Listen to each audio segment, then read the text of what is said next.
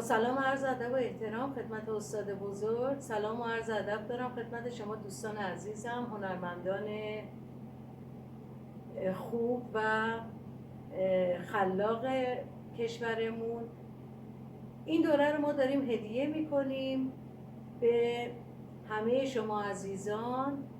دوره‌ای هستش که آموزش‌ها درش به صورت رایگان بارگذاری میشه و در اصل مدل هایی تو این دوره آموزش داده میشه که نیازهای روزمره زندگی هممون هستش. هر کدوم از شما دوستان که بلد باشین یه نخ و سوزن دستتون بگیرین یا پای چرخهای خیاطی، همین چرخهای راست دوز خونگی بشینین، قابلیت اینو دارین که این لباس ها رو بدوزین برای خودتون، خانوادهتون و افرادی که خب خیاط هستن میتونن این مدل ها رو بدوزن و ازش کسب درآمد کنن.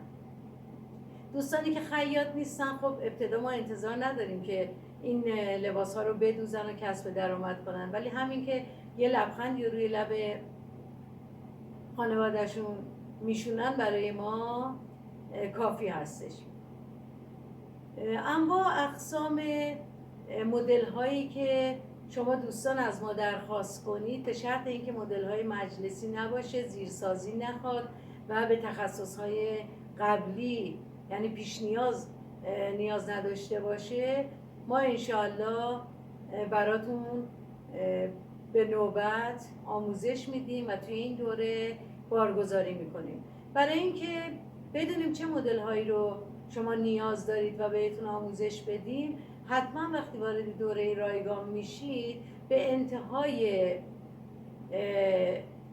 در اصل اون پیج که میرسین، به انتهای صفحه که میرسین، قسمتی هستش که در رابطه با دیدگاه هستش. خوشحال میشیم که دیدگاه خودتون رو ابتدا برای متدمون بنویسید و بعد از اون هم مدلی رو که دوست دارید بهتون آموزش داده بشه اونجا میتونید عنوان کنید و از طریق واتساپ، تلگرام و ایتا مدل رو برای ما ارسال کنید و ما هم اینا رو ردبندی میکنیم انشالله و بهتون به نوبت آموزش میدیم. شما دوستان عزیز رو به خدای بزرگ میسپارم. با شماییم تا اوج موفقیت.